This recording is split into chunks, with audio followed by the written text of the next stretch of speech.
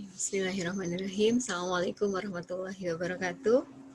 Baik, hari ini kita akan membahas tentang falsafah riset dalam keperawatan komunitas. Ya, jadi karena saya memang backgroundnya adalah keperawatan komunitas, nanti kita akan membahas terkait apa itu falsafah riset, bagaimana falsafah riset ini kita lihat view-nya dari keperawatan komunitas.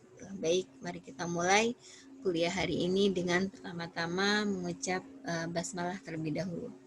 Bismillahirrahmanirrahim. Oke, selanjutnya kalau kita tahu falsafah, apa sih sebenarnya yang dikatakan falsafah itu?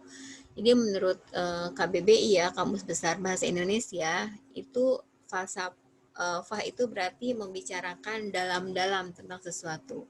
Jadi berbicara sangat mendalam tentang sesuatu hal.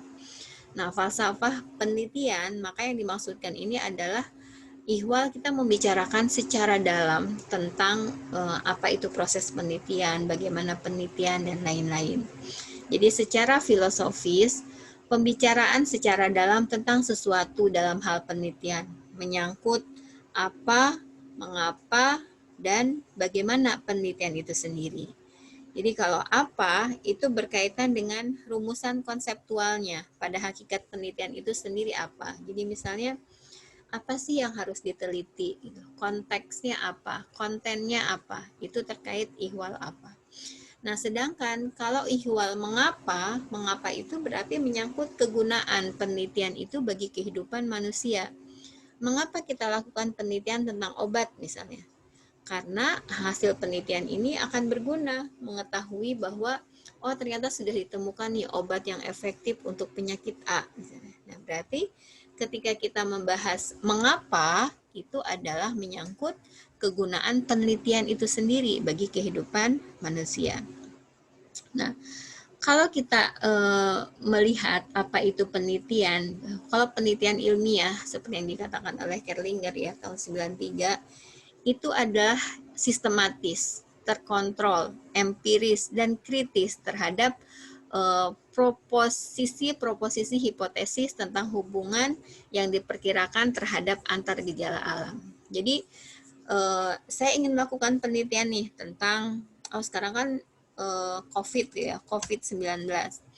Ada para ilmuwan yang melakukan penelitian tentang efektivitas vaksin dari COVID-19 itu sendiri, atau mungkin ada penelitian yang sudah ingin mencari obatnya gitu. Nah, itu kan yang harus dilakukan kan harus sistematis, tahapan-tahapannya harus jelas. Apa dulu nih yang harus dilakukan? Kemudian harus terkontrol. Setiap tahapan itu harus dikontrol dengan baik. Jangan sampai langkah ini sudah baik, sedangkan langkah kedua tidak dikontrol, maka itu akan merusak langkah sebelumnya. Kemudian empiris berdasarkan bukti-bukti gitu. Jadi jangan hanya asal ketemu buah apa di jalan yang kita nggak tahu apa, kayaknya ini bisa nih sebagai obat COVID gitu. Nah, itu kan suatu hal yang tidak empiris. Kita melakukan penelitian itu empiris berdasarkan bukti-bukti yang sudah ada. Misalnya, virus COVID ini ternyata mirip nih dengan virus influenza misalnya. Nah, virus influenza ini obatnya apa ya? Gitu.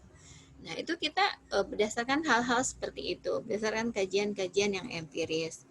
Kemudian kita juga harus kritis terhadap hipotesis-hipotesis. Jadi, hipotesis itu dugaan-dugaan gitu. Kalau kita sudah menduga bahwa zat ini memang bisa melemahkan virusnya, zat B bisa mematikan virusnya, zat C gitu. Nah, kita harus kritis nih terhadap hipotesis-hipotesis ini. Kira-kira zat yang mana nih yang perlu kita teliti lebih lanjut. Nah, itu yang harus kita lihat. Nah, jadi berdasarkan batasan penelitian ilmiah di atas, kita bisa menjelaskan 4 hal. Jadi penelitian itu sistematis, terkontrol, empiris, dan kritis terhadap objek sasarannya. Nah, kemudian mengapa penelitian dilakukan? Di dunia ini kan terdapat 2 sumber kebenaran gitu ya, kata orang ilmu pengetahuan. Kalau kata saya sih sumber kebenaran itu cuma satu gitu ya, cuma dari Allah saja gitu, dari agama. Nah, katanya 2 sumber kebenaran itu adalah agama dan ilmu pengetahuan gitu. Padahal ilmu pengetahuan itu kan juga sebenarnya dari agama gitu ya. dan itu sama-sama menghasilkan kebenaran ilahiyah dan kebenaran ilmiah gitu. Jadi kebenaran ilahiyah ini bersifat mutlak dan kebenaran ilmiah ini bersifat relatif. Jadi kebenaran metodologis. Misalnya contohnya gini. Kebenaran agama atau ilmu pengetahuan mengatakan bahwa tidur misalnya, tidur sesuai dengan sunnah Nabi gitu ya, tidur dengan menghadap ke sebelah kanan itu baik untuk pernafasan, baik untuk lambung misalnya. Nah, ada yang mau melakukan penelitian nih, benar nggak sih itu baik gitu, benar nggak sih itu berfungsi untuk kesehatan, bermanfaat untuk kesehatan. Nah, ketika metodologinya bagus, ketika prosesnya bagus, itu akan terbukti gitu. Tetapi ketika metodologinya tidak bagus, ternyata nggak ada tuh pengaruh dari tidur miring sebelah kanan terhadap kesehatan gitu. Nah, itu kebenaran ilmiah. Jadi sifatnya itu relatif, berkaitan dengan bagaimana metodologi-metodologi yang digunakan. Nah, kemudian bagaimana penelitian dilaksanakan? Nah, penelitian itu kan akan dilakukan dengan menggunakan alat dan cara tertentu. Kita tidak mungkin penelitian misalnya, saya mau melakukan penelitian nih, bagaimana efek obat A terhadap luka gitu ya, luka dekubitus misalnya. Nah, saya melakukan penelitian di kamar, merenung, gak ngapa-ngapain, sambil WA-an, keluar dari kamar, saya udah tahu hasilnya. Gitu. Nah, kan tidak seperti itu.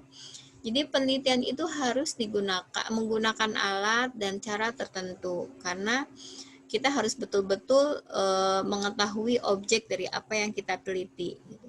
Jadi metode, teknis-teknisnya ini itu berperan sangat sentral dalam sebuah penelitian. Makanya FKIK UMY ini akan membuat lab research gitu ya. Kalau kalian tahu mini hospital di sebelah parkiran itu akan dibuat lab yang sangat megah sekali sebagai media atau sebagai wadah, sebagai tempat para ilmuwan itu untuk melakukan penelitian.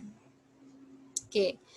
Nah, kemudian kita lihat nih bagaimana kalau kita membahas falsafah, kita kan harus mengetahui secara mendalam terlebih dahulu. Apa sih paradigma? Bagaimana sih falsafah dari keperawatan komunitas? Nah, untuk falsafah keperawatan komunitas itu ada 4, ada manusia, ada kesehatan, ada keperawatan, dan ada lingkungan. Dimanapun seperti itu ya, kita membahas grand teori, kita membahas teori-teori, pasti ketika membahas paradigma, itu ada 4 ini nih, manusia, keperawatan, kesehatan, dan lingkungan. Nah, menurut keperawatan komunitas, manusia itu terdiri dari individu, keluarga, atau kelompok komunitas. Kemudian untuk kesehatan, tentu saja itu adalah pelayanan kesehatan gitu ya. Kalau lingkungan, bio, psiko, sosial, kultural, dan spiritual. Dan keperawatan sesuai dengan teori Newman yang sudah saya sampaikan, itu ada 3 level prevensi, primer, sekunder, dan tersier. Nah, apa itu manusia itu? Kalau di komunitas, di keperawatan komunitas nih, manusia itu dilihat sebagai klien pada wilayah tertentu yang memiliki nilai, keyakinan, minat yang relatif sama, dan berinteraksi untuk mencapai tujuan. Nah, sumber dan lingkungan bagi kelompok atau keluarga, dan juga manusia ini adalah klien dengan perhatian khusus pada kasus risiko tinggi, daerah terpencil, konflik, rawan, kumuh, dan lain-lain. Jadi komunitas itu seperti itu menurut paradigma di keperawatan komunitas. Nah, bagaimana dengan lingkungan? Jadi menurut keperawatan komunitas, lingkungan itu ada faktor internal dan ada faktor eksternal yang mempengaruhi klien, mencakup bio, psiko, sosial, kultural, dan spiritual. Nah, kalau kesehatan itu adalah kondisi terbebas dari penyimpangan dalam pemenuhan kebutuhan dasar manusia. Jadi, merupakan keseimbangan yang dinamis sebagai dampak dari keberhasilan atasi stresor. Ingat ya, teori Newman bahwa kita itu setiap hari selalu diteror gitu ya oleh stresor. Jadi bagaimana ketika kita menyeimbangkan garis pertahanan fleksibel, normal, resisten, maka itu akan ada keseimbangan yang dinamis dan kita dalam kondisi yang sehat. Nah, kalau keperawatan ada pencegahan primer, pencegahan sekunder, dan pencegahan tersier. Nah, jadi kalau kita melihat tujuan utama dari keperawatan komunitas itu adalah ingat memperkuat dari garis pertahanan. Jadi kalau prevensi primer itu memperkuat garis pertahanan yang fleksibel. Jadi lebih ke arah menekankan faktor resiko dan mencegah stres. Kalau prevensi sekunder itu kan sudah muncul tanda dan gejala nih, virusnya sudah masuk dan itu memang untuk memperkuat garis pertahanan yang normal. Sedangkan untuk tersier itu dilakukan setelah terapi, jadi mobilisasi karena ini adalah untuk memperkuat garis yang resisten.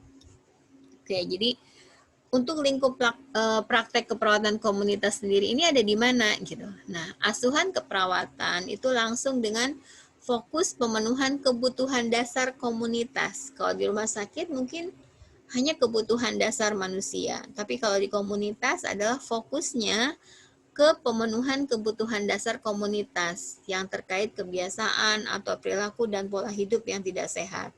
Jadi bagaimana masyarakat pun bisa beradaptasi dengan lingkungan internal dan juga eksternal.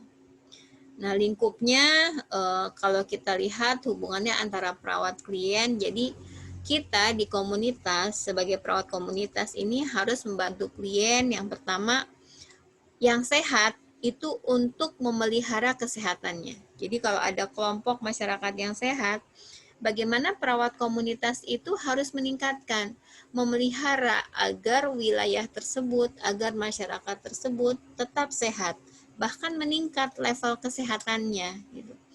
Nah, yang kedua itu membantu klien yang sakit agar memperoleh kembali kesehatan dan kualitas hidup yang lebih baik. Jadi misalnya di suatu wilayah ada kelompok lansia yang sebagian besar menderita hipertensi.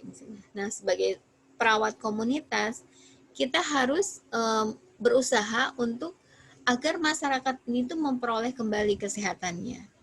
Kemudian klien yang tidak bisa disembuhkan untuk menyadari potensinya. Karena setiap orang itu kan punya potensi masing-masing. Gitu ya. Kalau misalnya ada yang sudah pasien stroke nih di komunitas gitu, udah kayaknya sudah tidak bisa ngapa-ngapain, cuma tidur gitu. Nah, itu kita harus betul-betul berusaha agar klien itu tidak putus asa, agar klien itu tetap semangat untuk hidup gitu, menyadari potensinya, apa nih yang bisa saya lakukan. Kemudian yang terakhir adalah untuk orang yang menghadapi ajal yang diberlakukan secara manusiawi. Ini kalian akan banyak membahas nanti di blog paliatif namanya, palliative care. Oke, jadi ada 4 itu ya, masyarakat yang sehat, masyarakat yang sakit, masyarakat yang tidak bisa disembuhkan, dan masyarakat yang sedang menghadapi ajal. Nah, ini adalah latar belakang dari keperawatan komunitas.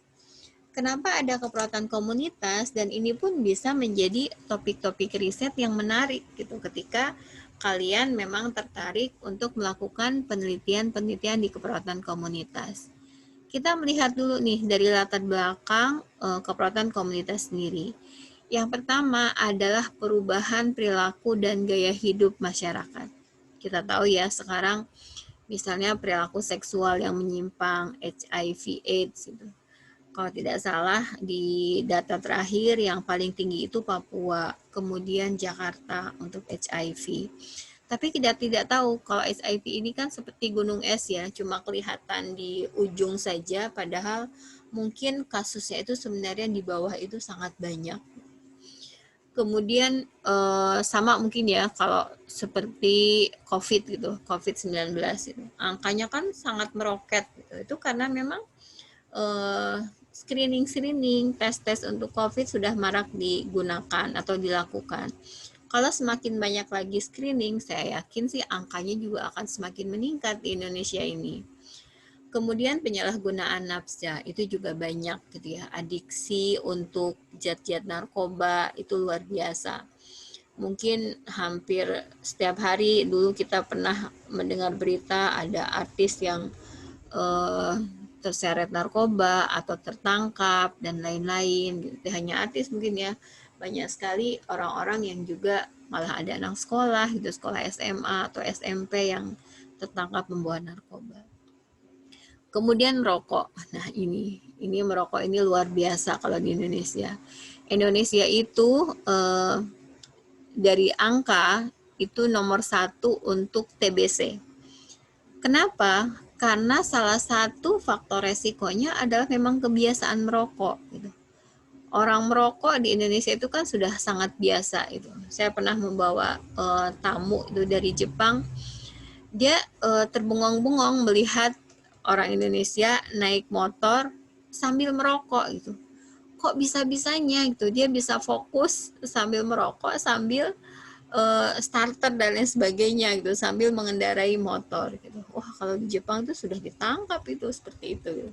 Tapi kalau di kita kan itu suatu hal yang biasa. Nah, kemudian pola makan yang tidak sehat termasuk konsumsi junk food atau makanan jajanan gitu. Makanan jajanan kita kan luar biasa ya sekarang, apalagi makanan pedas gitu ya. Sekarang yang ngetren itu makanan apa sih? Makanan Korea mungkin tuh ya yang ngetren. Terus atau makanan apalagi yang memang itu fast food dan tidak sehat untuk badan kita. Kemudian kecelakaan lalu lintas pun tinggi di Indonesia. Kemudian ada workaholic, jadi orang-orang yang memang bekerja dari pagi sampai malam gitu ya, baru pulang itu dini hari misalnya. Cuma tidur sebentar, paginya berangkat lagi. Nah, itu kan menimbulkan stres. Dan juga penyakit degeneratif. Ini pun banyak ya, infark miokard, kemudian diabetes, hipertensi, rheumatoid arthritis, itu kan banyak sekali. Sampai orang mengatakan bahwa orang sudah terbiasa dengan darah tinggi gitu. Jadi kalau lansia, orang lanjut usia tidak darah tinggi itu malah aneh gitu. Ya sudahlah, sudah lansia kok, kalau darah tinggi ya biasa gitu. Nah, itu orang sudah biasa melihat penyakit gitu. Padahal kan tidak boleh seperti itu. Jadi ini beberapa topik yang bisa kalian lakukan untuk penelitian sebagai kalau dilihat latar belakang dari keperawatan komunitas itu sendiri. Oke, yang pertama adalah perubahan perilaku dan gaya hidup. Kita lihat yang kedua. Nah, yang kedua itu adalah dinamika perkembangan demografi. Jadi kalau kita lihat peningkatan populasi yang sangat dramatis, ya. Kemudian ada peningkatan usia harapan hidup. Kalau peningkatan populasi ini di negara-negara lain kayak Cina, India, kita masih ketiga ya. Jadi masih Cina, kemudian yang kedua adalah India, kemudian Indonesia. Itu peningkatan populasinya sangat dramatis gitu.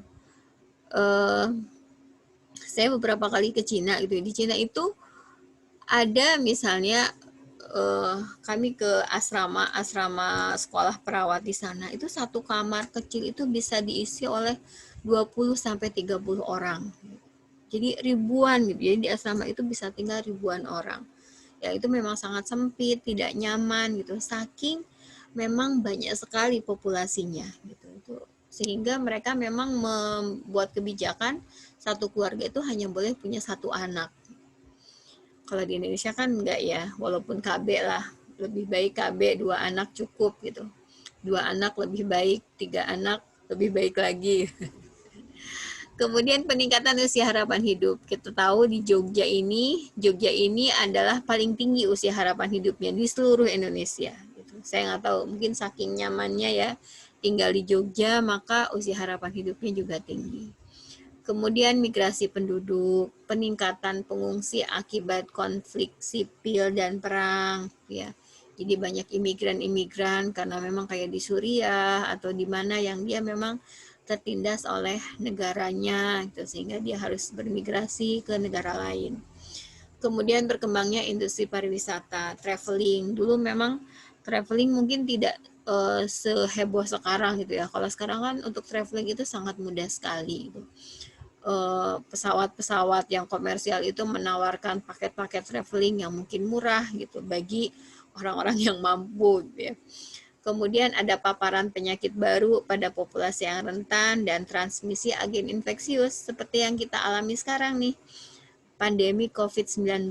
Mungkin tidak 100 tahun sekali hal ini bisa terjadi, tapi itu sebagai dinamika perkembangan demografi karena orang yang berlalu lalang antar negara gitu, yang tadinya di Wuhan bisa pindah ke Indonesia, bisa pindah ke Singapura, bisa pindah ke seluruh dunia mengalami pandemi COVID-19. Itu karena pergerakan orang gitu, pergerakan massa yang lintas negara, lintas pulau, lintas provinsi gitu. Mungkin tadinya yang orang Cina ini hanya ke Jakarta gitu, tapi orang Jakarta pindah ke Jogja. Orang Jogja yang kena pindah kemana? Ya sudah, nempel, akhirnya menjadi pandemi. Oke, itu yang kedua. Sekarang yang ketiga adalah perkembangan ilmu dan teknologi. Nah, perkembangan ilmu dan teknologi ini contohnya adalah ketergantungan pada pestisida dan herbisida. Jadi petani-petani kita di Indonesia ini luar biasa gitu menggunakan pestisida dan herbisidanya. Jadi kalau saya pernah diceritakan gitu ya, katanya kalau bertani semangka itu setiap hari disuntiki gitu, supaya lebih cepat besar, lebih manis semangkanya gitu. Cabai itu 1 hari bisa 3 kali disemprotnya, karena kalau tidak disemprot itu langsung ada penyakitnya gitu, kemudian berkembangnya tidak baik gitu. Jadi petani-petani di Indonesia itu sangat tergantung dengan pestisida dan herbisida. Nah, kalau kalian ke pasar, misalnya ketemu sayuran nih, milih yang bolong apa milih yang nggak bolong? Jadi kalau yang bolong itu ada ulatnya gitu. Kalau ulat berarti kan tidak disemprot gitu. Berarti saya milih yang bolong-bolong aja, Bu. Nah, itu suatu hal yang banyak terjadi gitu ya, dan tidak hanya di sayuran, ada di ikan, ikannya dikasih formalin biar kuat gitu, atau di pisang gitu ya. Saya pernah lihat di televisi itu ada pisang yang tadinya masih mentah, masih hijau gitu, kemudian disemprot, nggak tahu disemprot apa, cairan apa, atau direndam cairan apa, besoknya semuanya sudah kuning dengan sangat indah gitu kuningnya. Itu luar biasa, kreativitas petani dan penjual Indonesia itu luar biasa sekali. Kemudian perkembangan teknologi rekayasa genetik gitu ya. Sekarang kan rekayasa genetik itu memang sangat luar biasa. Misalnya apa ya? Misalnya kayak luka bakar gitu ya, luka bakar di wajah. Nanti bisa ditempel dengan kulit yang di paha gitu. Atau mungkin rekayasa genetik yang lain. Kemudian ada perubahan proses produksi dan pengepakan makanan. Kalau dulu makanan dibungkus hanya dengan daun gitu. Sekarang kan sudah pakai styrofoam, sudah pakai macam-macam gitu. Yang itu memang sangat tidak sehat bagi kita gitu. Kita misalnya makan makanan panas itu dituang ke styrofoam itu, ya sudah gitu. Jadi zat-zat yang di styrofoam ini kita konsumsi juga akhirnya. Kemudian penggunaan imunosupresan meningkat, misalnya untuk transplantasi organ. Dan juga ada penggunaan bahan sintetik, pewarna makanan, bahan pengawet, itu banyak gitu. Setiap hari mungkin kita mengkonsumsi itu, mengkonsumsi makanan yang ada pewarnanya, makanan yang ada pengawetnya, pemanis buatan, P4 gitu ya, kalau dalam orang gizi menyebutnya P4. Ada pewarna makanan, pengawet, pemanis, sama penyedap rasa. Nah, itu 4P itu yang kayaknya hampir setiap hari gitu ya. Apalagi kalau kalian kan biasanya terkenalnya dengan generasi micin gitu. Micin is the best gitu. Jadi makan makanan yang banyak micinnya. Nah, itu hati-hati. Oke. Kemudian yang keempat adalah pertumbuhan ekonomi dan pemanfaatan lahan. Ini contohnya urbanisasi, pertanian atau perkebunan skala besar gitu ya, ada peternakan, ada penyediaan bahan makanan secara global, ada pengundulan hutan, sampai dengan misalnya ada krisis ekonomi nih, inflasi, biaya kesehatan. Biaya kesehatan walaupun sudah di cover BPJS, terkadang kan memang sangat tinggi sekali gitu ya. Dulu mungkin melahirkan itu hanya berapa sih rupiahnya gitu. Kalau sekarang untuk melahirkan aja sulit, ya sudahlah melahirkan di rumah gitu. Kalau dulu masih ada dukun bayi, sekarang saya nggak tahu ya ada dukun bayi atau tidak. Kalau di pedesaan mungkin masih ada ya dukun bayi gitu. Tapi kalau di perkotaan sudah ada penyulit sedikit saja, ibu-ibunya sudah malas untuk lahir normal. Udahlah sesar saja gitu. Nah itu salah satu atau hal yang berkaitan dengan latar belakang pertumbuhan ekonomi dan pemanfaatan lahan. Oke, kemudian yang kelima adalah perubahan dan adaptasi mikroba. Jadi muncul kembali penyakit infeksi yang pernah ada. Jadi contohnya ada penyakit infeksi baru, COVID gitu ya. COVID juga termasuk penyakit baru. Kemudian ada strain baru dikenal atau mutasi dari spesies lain. Kemudian ada penyakit infeksi yang resisten terhadap obat, kayak tuberkulosis gitu ya. Orang-orang tuberkulosis itu kan biasanya pengobatan selama 6 bulan. Walaupun setelah pengobatan 2 bulan virus bakterinya itu mati, atau bukan mati sih, masih dilemahkan gitu. Tetapi banyak orang yang kena TB ini malas minum obat gitu, malas disuntik setiap hari, malas minum obat setiap hari, akhirnya drop out. Akhirnya apa yang terjadi? Dia resisten terhadap obat-obatnya sudah tidak mempan lagi gitu. Kemudian resistensi obat akibat pemakaian antibiotik yang tidak rasional. Dulu antibiotik ini cure 3 hari. Jadi kita harus kalau dikasih antibiotik nih, obat dari rumah sakit, minumnya 3 hari full. Sekarang sudah bukan 3 hari lagi, karena sudah banyak antibiotik yang resisten, 5 hari. Jadi kalau ada misalnya, saya pernah menemukan ibu-ibu yang mau beli antibiotik gitu. Mbak, beli amoksisilin gitu. Oh iya Bu, gitu. Dikasihlah 1 strip sama apotekernya gitu ya. Karena kan memang harus 5 hari gitu, 15 biji. Nah ibunya cuma bilang, saya cuma beli 1 Mbak, 1 tablet aja gitu. Loh kok cuma 1? Iya 1 aja sudah, badannya sudah enakan kok gitu. Nah, jadi masyarakat perlu juga diedukasi tentang bagaimana pemakaian antibiotik yang benar. Kemudian ada mutasi genetik, kemudian ada inang baru, misalnya transplantasi dan lain-lain. Oke, yang keenam adalah menurunnya indikator kesehatan masyarakat. Angka kematian ibu dan bayi itu masih tinggi di Indonesia. Gizi buruk, stunting, wasting juga masih tinggi. Stunting ini luar biasa. Ini juga melanda negara kita. Ternyata generasi berikutnya yang setelah kalian mungkin ya, angka stuntingnya itu lebih tinggi, pendek atau kerdil gitu. Pemberian ASI eksklusif yang 6 bulan juga belum optimal. Kemudian pengawasan dan penanggulangan penyakit menular juga menurun. Gitu. Kalau dulu kan untuk imunisasi ini ya, untuk imunisasi polio ini ada PIN misalnya, Pekan Imunisasi Nasional. Sekarang kayaknya sudah tidak ada tuh seperti itu gitu.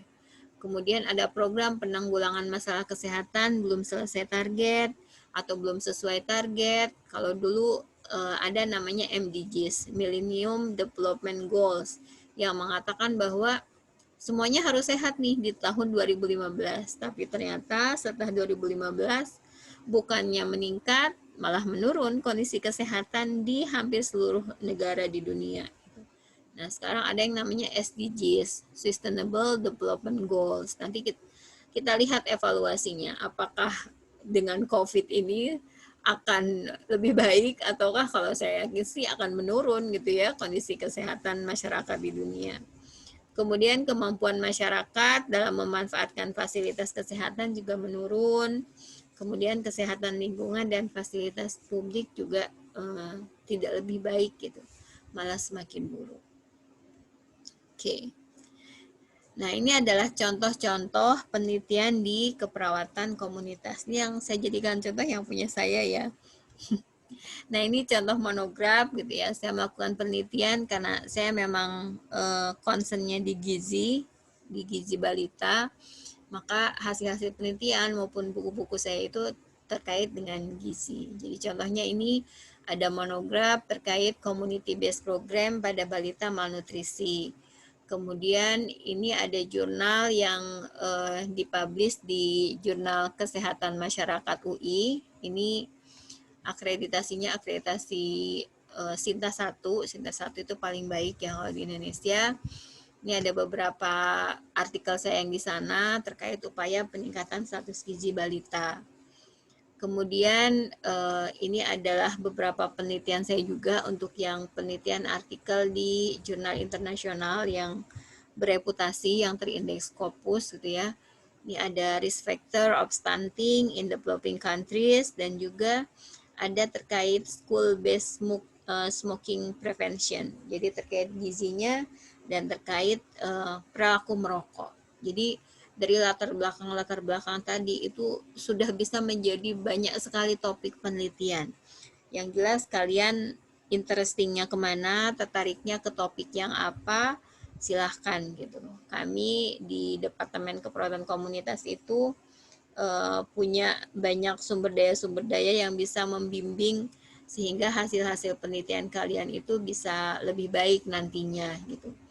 Ada saya di anak, saya itu kelompok anak ya, agregat anak itu komunitas anak, kemudian ada Bu Sutantri itu di dewasa. Bu Sutantri ini PhD lulusan dari UK, dari Inggris.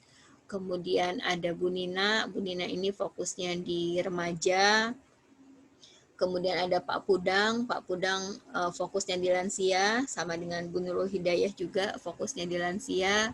Kemudian ada Bu Emma juga di remaja dan di dewasa. Kemudian ada Bu Dianita yang sangat concern untuk merokok, gitu. Fokusnya di merokok. Jadi banyak sumber daya di keperawatan komunitas yang bisa membantu kalian untuk menentukan topik-topik penelitian yang menarik. Oke, mungkin itu yang bisa saya sampaikan. Nanti kita diskusi di Teams terkait topik-topik penelitian-penelitian. Kita bisa diskusi kira-kira, wah saya sudah tertarik dengan ini Bu, gitu. Boleh, nanti kita diskusi. Mungkin itu yang bisa saya sampaikan. Terima kasih, saya tutup. Billahi taufiq wal hidayah. Assalamualaikum warahmatullahi wabarakatuh.